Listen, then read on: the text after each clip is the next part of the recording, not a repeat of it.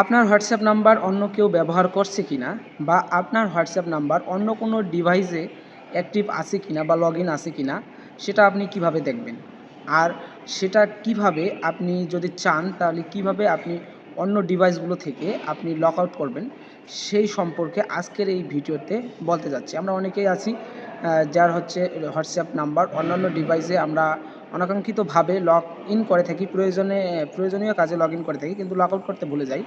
তো এটা আমরা আমাদের হাতে থাকা ফোন থেকেই দেখতে পাবো যে আমার যে ডিভাইস, আমার যে হোয়াটসঅ্যাপ নাম্বারটা আছে সেটা কোন কোন ডিভাইসে লগ ইন আছে, এবং আমরা চাইলে সাথে সাথে ওটা লক আউটও করে দিতে পারবো। চলুন সেই প্রসেস আজকের এই ভিডিওতে আমরা দেখি। সো ভিউয়ার্স, এর জন্য আমি চলে আসলাম মোবাইল স্ক্রিনে। তো এবার আমার হোয়াটসঅ্যাপে প্রবেশ করতে হবে। তো আমি আপনারা দেখেন যে আমার ফোনে থাকা আমি হোয়াটসঅ্যাপে প্রবেশ করলাম। এখান থেকে আমার এই থ্রি ডট লাইনে আমাকে ক্লিক করে দিতে হবে। থ্রি ডট লাইনে ক্লিক করার পর এখানে দেখতে পাবেন যে লিঙ্ক ডিভাইস, এই অপশনে আমাদের ক্লিক করে দিতে হবে।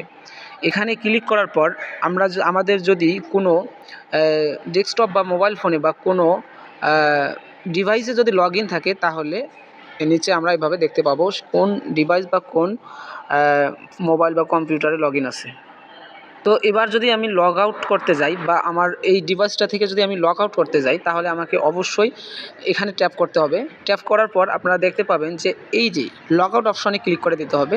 তাহলে আমার এই ফোন ব্যতীত অন্য কোনো ডিভাইসে আর আমার এই হোয়াটসঅ্যাপ নাম্বারটা লগ ইন নাই, নিঃসন্দেহে আমরা জেনে নিতে পারবো।